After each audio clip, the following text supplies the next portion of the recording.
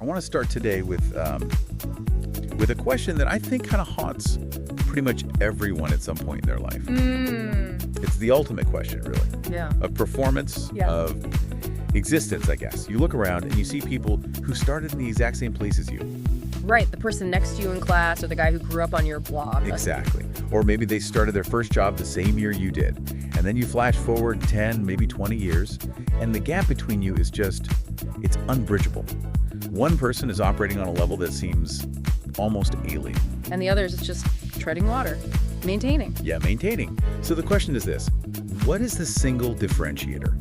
What is the one thing that separates the people who successfully, fundamentally change their lives? You know, the ones who build incredible wealth, who impact the world, who just seem to operate on a different frequency from the 99% who stay stuck. And stuck is a key word there. It's not about being lazy. No, not at all. I mean, stuck as in they're trying. They're running on the treadmill, they're reading the books, they're going to the seminars, but the wheels just aren't catching traction. It is the billion-dollar question, isn't it? It's the question that has launched, entire industries. Self-help, consulting, executive coaching. It all comes back to that one gap. It does. And if you really push people on it, if you get past the polite, easy answers, what do they usually say? Oh, it's always the same things. It immediately jumps to the standard cultural explanations. They'll say, oh, it's IQ, it's just raw intelligence, they're just smarter than me. Right. Or it's education. They went to Harvard, I went to state school. Or the cynical one, it's just luck. Or they knew the right people. Nepotism, yeah. Yeah. But our source today, and we are diving into some really heavy-hitting material from a deep analysis of Tony Robbins' life's work. He says that is all absolutely fundamentally wrong. Completely. He hits us with this reality check right out of the gate that it dismantles the whole intelligence argument. He says, and this is a quote, "There are a lot of wickedly smart people that can't fight their way out of a paper bag." It's such a great image, isn't it? So vivid. But we've all seen it. We all know that person who is absolutely brilliant in a vacuum. Yes, the theoretical genius. The theoretical genius. They have a PhD. They can do complex math in their head. They're a member of Mensa. But then you put them in the marketplace. You ask them to navigate the friction of human relationships or, build a team. Paralyzed. They're totally stuck.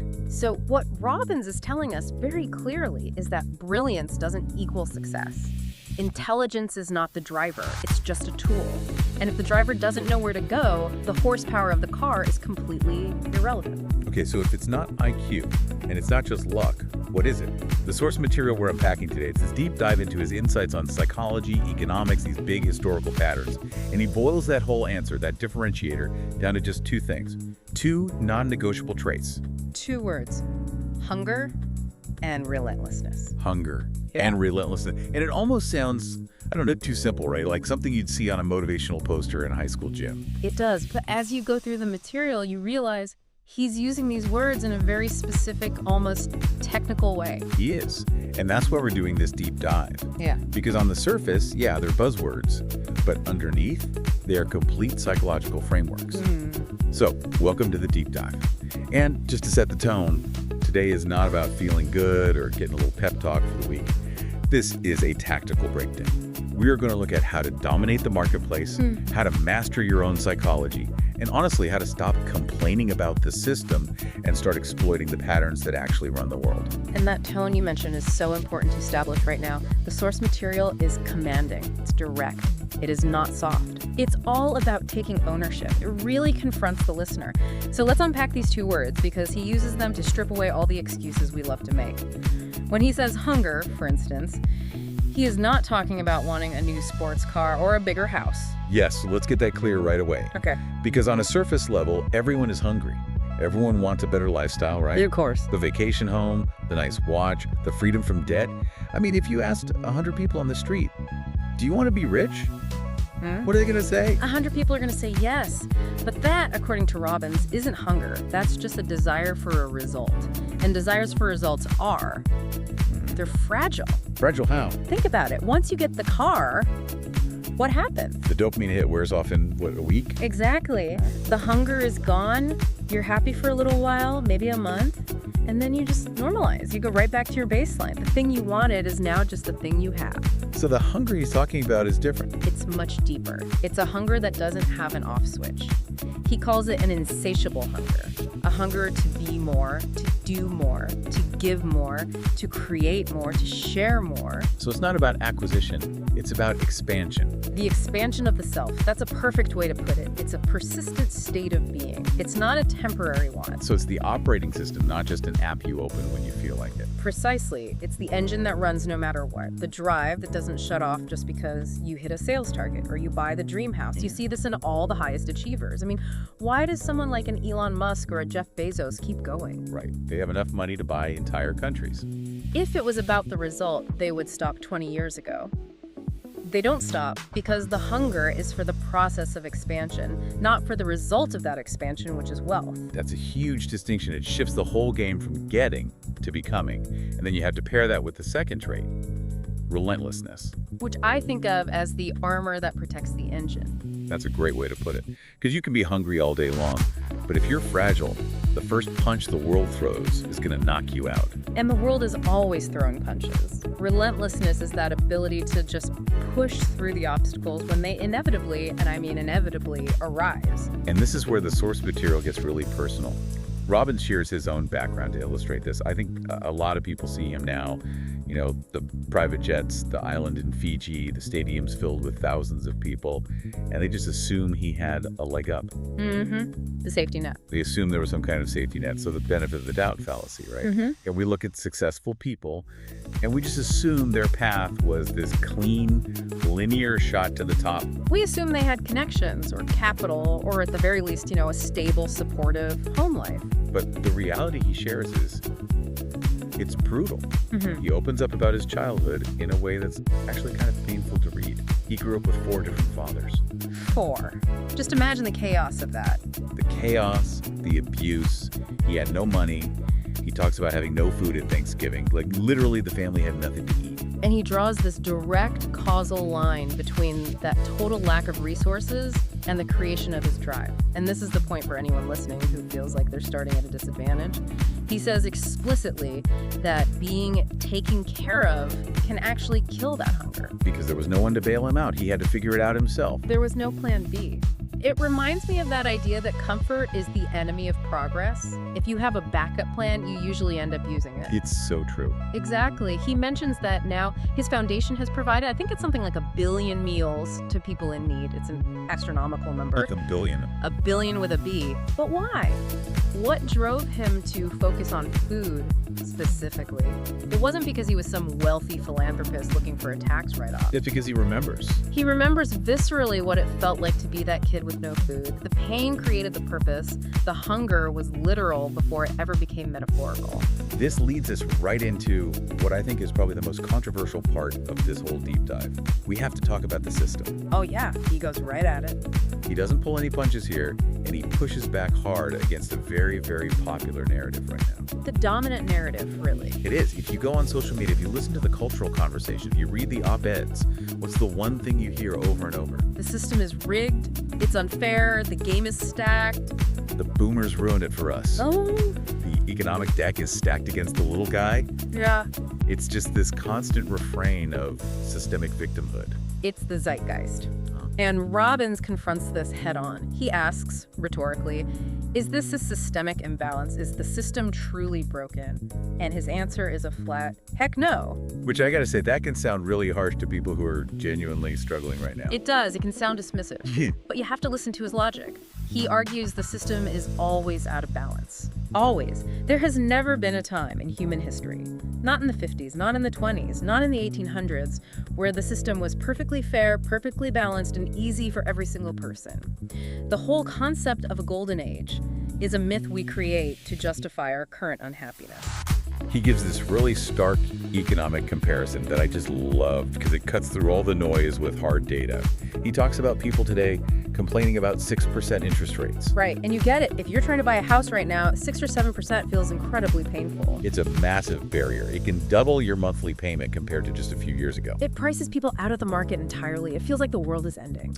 But then Robbins takes us back to when he was starting out. His generation, in the late 1970s, do you have any idea what the interest rates were then? It was 18%. 18. 1/8. Can you even imagine walking into a bank today, asking for a mortgage on a starter home, and they look you in the eye and say the rate is 18%? It's almost unfathomable. The entire global economy would just freeze and collapse tomorrow if rates hit 18%. But that is his entire point. Exactly. He says, I'm hearing people bitching about 6% when he had to navigate a landscape that was objectively 3 times harder just in terms of the cost of capital. He says, I had no money, I grew up with nothing, and the bank wanted 18%. So the takeaway here isn't just suck it up for the sake of being tough. It's about gaining perspective. It's entirely about perspective. He's arguing that complaining about your environment is a massive sign of a lack of historical perspective. If you think things are uniquely bad right now, it's probably because, as he puts it, you just haven't lived long enough to see how the cycles work. You're looking at a snapshot and thinking it's the whole movie? That's it. You think the rainstorm is the apocalypse because you've never actually seen rain before. Which is the perfect segue to the next major section of this.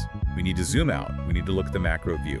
Robbins drops a quote that I think everyone's heard in some form, maybe in a meme or a motivational video, but he gives it real context.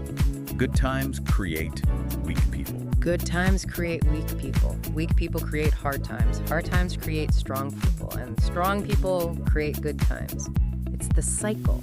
It's the heartbeat of civilization. And he's not just throwing this out there as a catchy slogan for an Instagram post. No, not at all. This is based on a rigorous study of history. He's talking Roman history, Anglo-American history. He's looking at patterns that span centuries, even millennia. He specifically mentions 2 books that he says everyone should read if they want to understand reality. The Fourth Turning and Generations, both by Strauss and Howe. These are seminal works. They're incredible. The Fourth Turning basically puts forward this theory that history moves in these rough 80-year cycles, what they call a seculum, and each one is made up of 4 turnings of about 20 years each. A high, an awakening, an unraveling, and a crisis. Exactly. And to validate how powerful this theory is, Robbins tells this fascinating story about the political landscape back in the 1990s. This part blew my mind. He was working with Bill Clinton, a Democrat, president of the United States. And at the same time, across the aisle, he was working with the head of the House, Newt Gingrich, a Republican. And these 2 guys were, they were mortal political enemies. Absolutely. The government literally shut down because of their fighting. But Robbins saw something incredible. He noticed they both had the exact same book on their desks. The Fourth Turning. Both of them. The Democrat and the Republican. It was the manual for world leaders. It showed them that history isn't just this random series of chaotic events. A seasonal cycle. It's a seasonal cycle. They understood that the social friction and the political polarization they were seeing wasn't just bad luck or bad actors. It was the turning of the season. I really want to dig into this season concept, because this is where the actionable advice starts to come through. It explains why the interest rates were 18% for him and 6% for us today. He says he woke up financially in a winter season, that late 70s, early 80s period. Right. And winter, as a season, is characterized by high friction, low resources, and high difficulty. Just like a physical winter. You can't just walk outside and pick fruit off a tree. No, it's cold, it's harsh. The environment is, in a way, trying to kill you. If you don't have shelter, you freeze. In an economic winter, credit dries up, businesses fail, inflation goes crazy, or deflation crushes your assets. It's a time of survival. So he tells this story about trying to make money in real estate during that 18% interest rate winter. And this is where that idea of relentlessness we talked about earlier gets a real-world stress test. It's one thing to say, I'm relentless when things are going okay, and you just need to work an extra hour. It's a whole other thing to endure what he went through. He decided he was going to buy property. He started making offers. And this is the crazy part. He made 100 offers on different properties. 100. Just pause and think about the sheer effort involved in making a single offer. You have to find the property, tour it, run the numbers to see if it even makes sense at 18% interest. You have to negotiate, you have to do the paperwork. And he did that 100 times and got told no 100 times. Actually, he corrects himself in the source. It was 103 offers. 103. And the 103rd one finally said yes. I mean, just stop there for a second. Most people I know, they quit after 3 no's. Yeah. Maybe 10 if they're really tough. 50 would be legendary. Over 100. That's not just persistence. That's data gathering. That's refusing to accept the market's feedback as a personal failure. That's the key, isn't it? Most people internalize the no. They think, I am a failure. Exactly. He just interpreted the no as wrong approach or wrong deal. He kept the variable on the outside, not on the inside. So he finally gets the yes. He buys this property. He's probably thinking, okay, finally, I'm on my way. I've beaten the winter.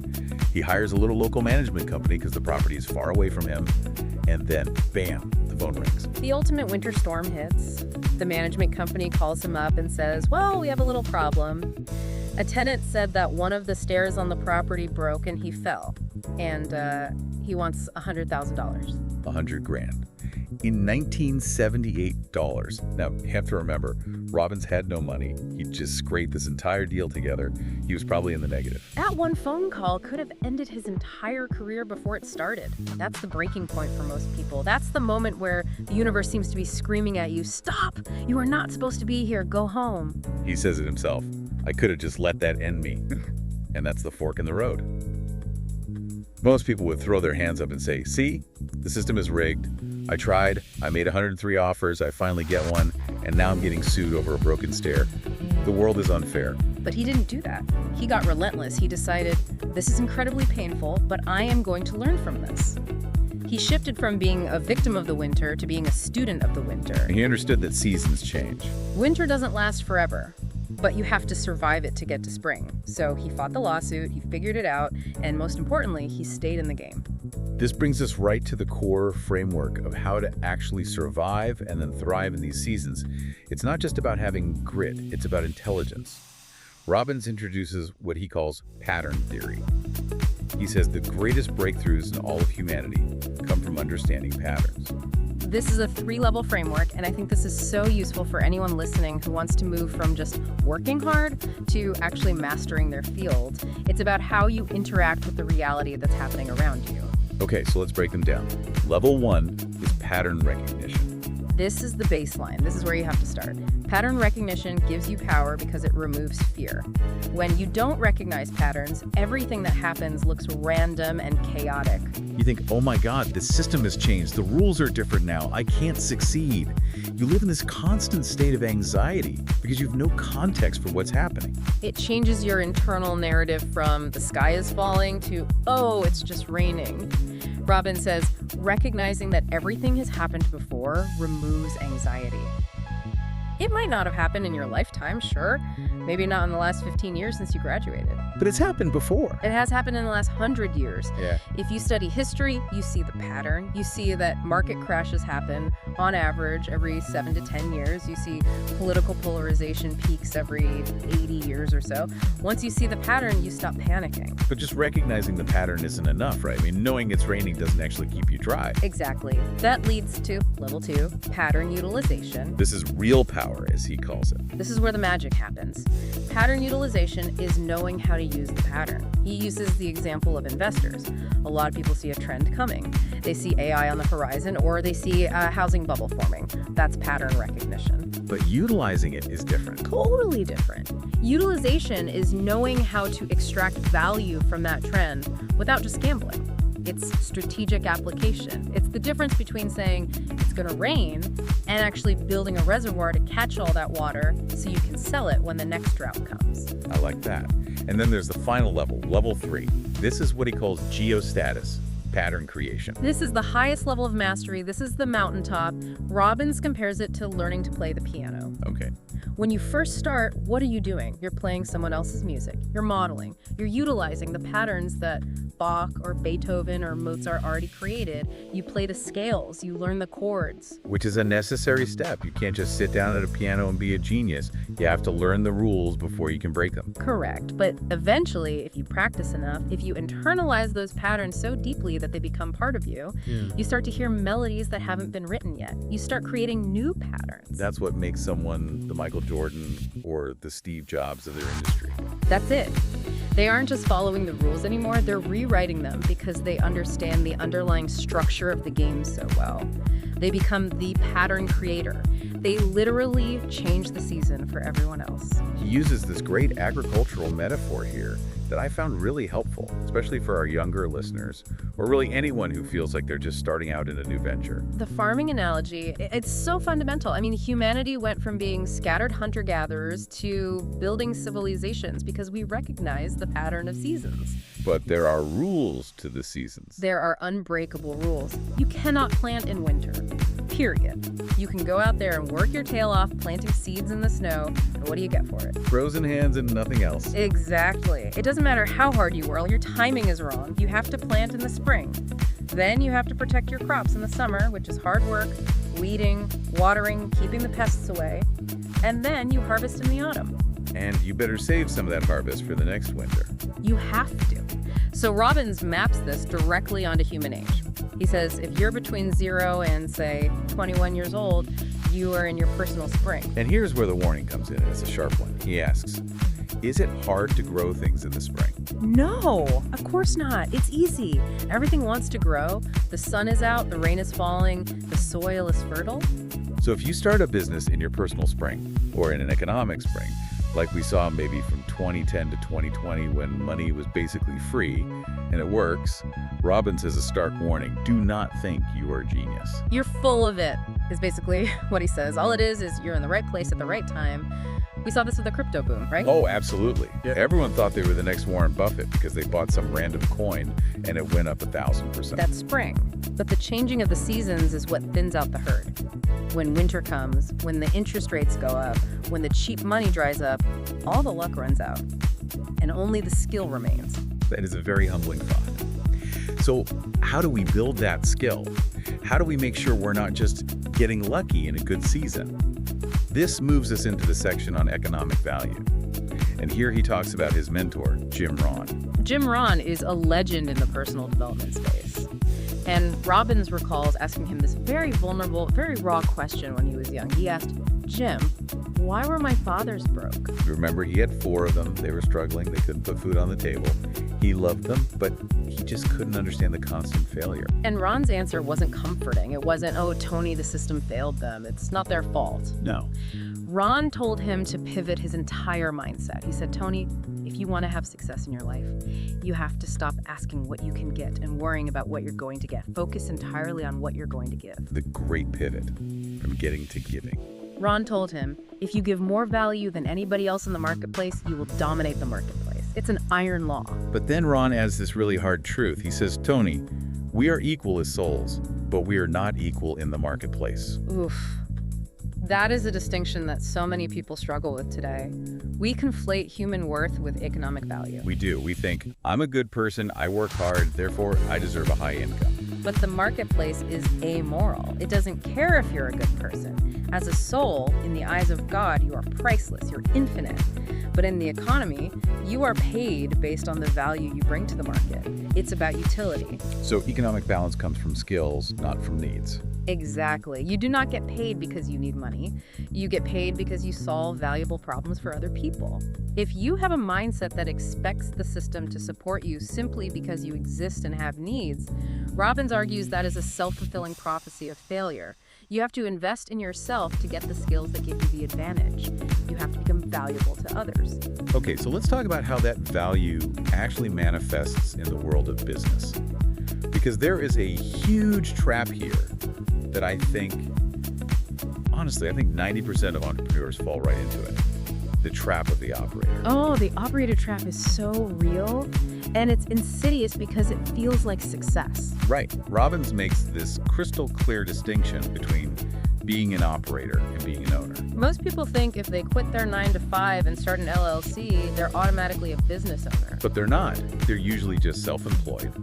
And there is a massive, massive difference. An operator is someone who hires helpers, but keeps all the real control. They try to keep everything as tight as possible. They hire the best person they know. Which, of course, is usually themselves. Right. Or they hire people who are maybe 80% as good as them so they can still be the boss, the hero. They don't pay people enough to take on real responsibility. And what's the result of all that? They've created a really high-paying, high-stress job for themselves. not a business. Not a business. They're wearing all the hats. They're the CEO and the janitor. Because if they stop working, The income stops. The whole business grinds to a halt. It's completely dependent on their personal presence. They are tied to that business like an umbilical cord. so it's the alternative. What is an owner? An owner builds a system that works without them. And this requires a completely different psychological makeup. An owner has to hire people who are better than they are. That's the scary part, isn't it? That's the part that terrifies the ego. It's terrifying for the ego because you have to surrender being the genius in the room. You have to allow other people to make mistakes so that the team can actually grow. Robbins says, if you do it yourself because you think you can do it better, no one else can make the mistakes, which means they can't learn and they can't grow. You become the bottleneck of your own success. You are the single biggest bottleneck, always. And Robbins proves this concept with his own life. He runs 114 businesses, 114, doing billions in revenue. all while traveling the world, having 5 kids, 5 grandkids, doing these massive speaking tours. It is physically impossible to do that as an operator. You don't have enough hours in the day. No way. You can only achieve that scale if you have truly moved to the owner side, where your job is to manage systems and build teams. You are designing the machine, not cranking the gears by hand. So for everyone listening right now, you have to ask yourself this question. Do you own a business or do you own a job? If you took off for 2 months, went to Fiji, and didn't check your email once, would you come back to a pile of ashes or a growing company? If the answer is a pile of ashes, you're an operator. And that's okay if that's what you want. But don't expect the freedom that comes with being an owner. You have to start thinking about how to build systems that can replace you. Let's shift gears a little bit to investing, because Robbins isn't just a business guy, he's a massive investor. And he gives this specific example in the source material that I found fascinating because it combines pattern recognition with investing in a way that's so relevant right now. The West Virginia coal power plant. Yeah. Tell us about this. On the surface, it sounds like a totally backward investment, right? Buying coal in the age of green energy. It does. It sounds completely contrarian. But look at the pattern he recognized. He sees the AI explosion coming. Everyone else is looking at the software, ChatGPT, the code, the chips. They're all buying NVIDIA stock. Right. They're looking at the shiny object. But Robbins looks at the plumbing. He looks at the infrastructure. He recognizes a fundamental, inescapable truth. AI requires massive data centers. And what do data centers require more than anything? Power. Immense amounts of power. Immense amounts of reliable, constant baseload power. That's classic pattern recognition. Yeah. He saw the bottleneck before anyone else did. He realized that wind and solar, while great, are intermittent. You need something that runs 24/7 for these massive server farms. Exactly. So he finds this coal power plant in West Virginia that was about to be shut down. It was a distressed asset. Nobody wanted it. He buys it, saves all the jobs in that community, and then he converts the utility to service this coming tidal wave of demand for data centers. That is level 2. That is pattern utilization. He didn't just buy tech stocks. He bought the shovel in the middle of the gold rush. And the return on that investment, he notes, was just ridiculous. But it came from studying the deep trends, not from following the herd. He wasn't gambling. He was positioning himself in front of a wave he knew was coming. But, and I love this part, when he's asked for the single best investment anyone can make, he doesn't say power plants or real estate or crypto. He shares a story about Warren Buffett. This is a great story. He was interviewing Warren Buffett and he asked him, "What's the best investment you ever made?" And Warren, one of the richest men in the history of the world, says, "Tony, it's what you do." And Tony says, "What are you talking about? I don't buy Coke stock." And Buffett clarifies, he says one name, Dale Carnegie. The public speaking course? The public speaking course. Buffett told him, "I have the certificate on my wall in my office. I don't have my college degrees hanging up there, but I have my Dale Carnegie certificate." So why? Why does the Oracle of Omaha, a numbers guy, value a public speaking course over his financial degrees? Because ideas are absolutely worthless if you cannot communicate them. Buffett said he would not be who he is today without that single skill of communication. He had all the brilliant analysis in his head, but if he couldn't articulate it effectively to investors, to partners, to the public, It just dies in his brain. it dies in his brain. Communication is the bridge between your internal value and the external marketplace. And then he adds the tax argument, which is just brilliant. Let's unpack that. The tax argument. Buffett says Here's the best part about investing in yourself. No one can ever tax it. The government can tax your real estate, they can tax your capital gains, they can tax your dividends, they can tax your income. Inflation can destroy the value of the dollar. He says even if the entire currency collapses, if the dollar goes to zero tomorrow and we're all trading in shekels or seashells, who gets the most shekels? The person with the most valuable skills. The best lawyer, the best doctor, the best architect, the best communicator. So skill acquisition is the ultimate hedge against inflation, taxation, and economic collapse. It is the only asset that is truly 100% yours. No one can ever take it from you. It travels with you across borders, across economies, across all the seasons. Which is why the first investment must always be in yourself. Before you buy stocks, before you buy real estate, buy skills. I want to touch on the final section here, which is about human psychology. Because none of this other stuff, the business, the investing, the relentlessness, it doesn't work in a vacuum. You have to deal with people, employees, kids, spouses. You have to understand what makes them tick. Robbins talks about understanding people's wiring. He says a huge part of success is realizing that people are just wired differently. He references things like the Chinese medicine archetypes, water types, fire types, earth types. Is this getting a little too mystical for practical application? Not at all. Think of it just as a personality profiling system. The real benefit of it is that it moves you from a state of judgment to a state of appreciation. Okay, explain that. This is huge for leaders, and especially for parents. Let's say you have an employee or a child who is a classic water type.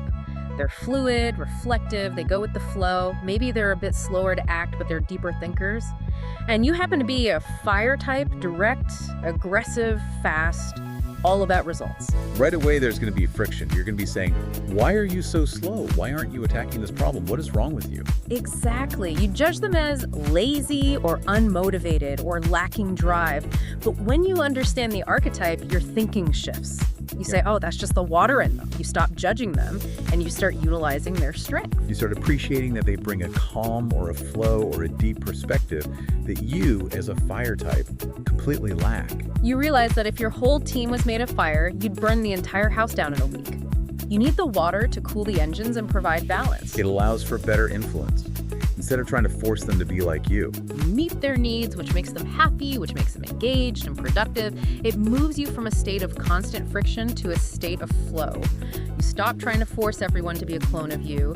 You start orchestrating a symphony instead of just playing a loud solo. Which goes right back to the owner versus operator concept. An owner knows how to mix fire and water and earth to create steam, to create energy. While an operator just gets angry that everyone isn't also fire, an owner leverages diversity, and an operator fears it. Wow. So we have covered a massive amount of ground today. We've gone from that deep internal engine of hunger and relentlessness, that refusal to let your circumstances define you. We have looked at the big picture of historical settings, understanding that winter is not a surprise, it's an inevitability, but it's survivable. We've broken down the 3 levels of the pattern recognition framework. We talked about the giver versus getter value equation, the transition from being a high-paid operator to a true owner. And finally, the psychology of understanding people's fundamental wiring. It's a really comprehensive map, isn't it? It connects your internal psychology to the external economy in a very direct way. It really is. So let's bring it all home. What does this all mean for the person listening to this right now? Maybe they're on their commute or at the gym or sitting at their desk feeling a little bit stuck. It means that you have to accept a fundamental truth. The system will never be perfect for you. The seasons will always change. You are going to face winters in your life. You're going to face 18% interest rates or whatever the modern equivalent of that is. There will be lawsuits. There will be 100 no's. There will be broken stairs. You cannot control that external environment. It is not within your power. The only variable you actually control is your own hunger, your own relentlessness, and your commitment to recognizing the patterns before everyone else does. So are you acting as an operator of your life, or are you becoming an owner? That's the question I think you have to sit with. Are you waiting for the system to change and fix your problems, or are you building the skills to fix them yourself? And are you planting seeds in the spring? Or are you just sitting back, enjoying the good weather, and complaining that winter might show up eventually? Because life, as Robbins says, will eventually force you to grow one way or another. Crisis will show up at your door. It always does. A health scare, an economic crash, the loss of a loved one. Life calls us to grow through pain. But you do have a choice. You can choose to grow proactively. You can choose to build the skills, to cultivate the hunger, and to learn the patterns now before the crisis hits. And it is always, always better to choose growth than to have it forced upon you. That's the thought we're going to leave you with today. The season is changing. The only question is, are you ready for it? Exactly. Start digging. Start planting. Thanks for diving in with us. We'll catch you on the next one. Stay hungry.